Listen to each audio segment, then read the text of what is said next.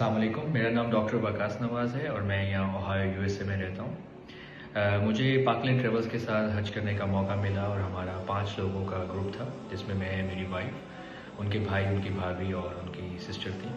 They are very professional. इन्होंने बहुत organise थे।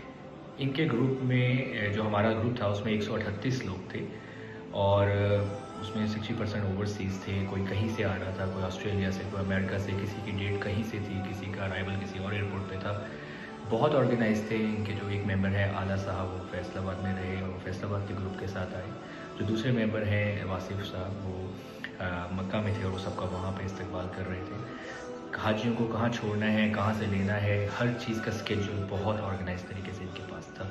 कोई ऐसी मिस नहीं हुआ, कोई किसी की फ़्लाइट मिस नहीं हुई। ये बहुत बड़ी बात होती है जब आप इतने बड़े ग्रुप के साथ ट्रैवल कर रहे होते हैं। इनका ट्रांसपोर्ट का सिस्टम मुझे बहुत अच्छा लगा, क्योंकि जब आप हज कर रहे होते हैं तो कुछ चीज़ें ऐसी होती हैं जो नागुज़ीर होती हैं, जो वहाँ की पुलिस और ट्रैफिक उसको किसी भी टाइम पे बैरियर करके रोक सकती है।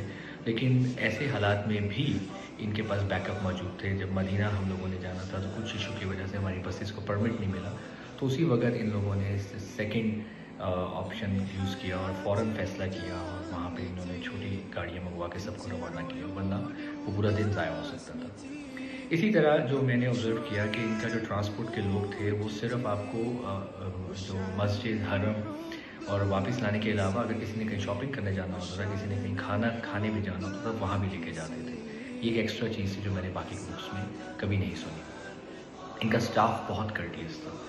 इनके स्टाफ में 14 लड़के थे, सब के सब बहुत अच्छे थे और बहुत एहतराम करते थे। कोई अगर हाजी कुछ सख्त बात भी कह देता था तो हमेशा हंस के वो उसका जवाब देते थे और बहुत तहम्मुल वाले थे और ऐसे हमें ऐसे ही लग रहा था कि जैसे हम उनको पहले से जानते हैं। ये भी बहुत हमने एक फ़र्क महसूस किया। तो ये दोनों साहिब जो हैं, आला साहब और ये जो वासिफ साहब हैं, मैं इनके इस ग्रुप को हाईली रिकमेंड करूँगा।